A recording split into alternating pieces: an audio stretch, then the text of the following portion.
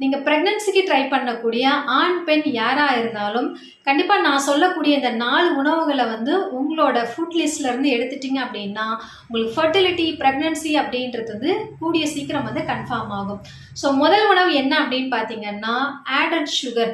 உதாரணத்துக்கு ice cream, chocolate, cool drinks, cakes so இந்த மாரி விஷயங்கள் எல்லாமே சுகர் கன்டென்ட் ஆட் பண்ணியிருப்பாங்க.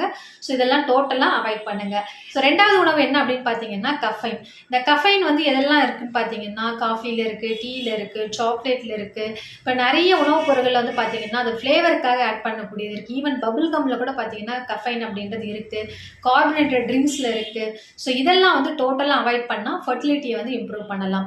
3வது உணவு என்ன அப்படின்னு பார்த்தீங்கன்னா, red and processed meat. Red மீட்ல வந்து கொலஸ்ட்ரால் கண்டென்ட் ரொம்பவே ஜாஸ்தியா இருக்கு. சேச்சுரேட்டட் ஃபேட் வந்து அதிகமா இருக்கும். அதே மாதிரி பதப்படுத்தப்பட்ட இறைச்சியும் வந்து சாப்பிட்றத அவாய்ட் பண்ணும். 4வது உணவு என்ன அப்படின்னு பார்த்தீங்கன்னா, இது வந்து உணவுன்னு சொல்ல முடியாது.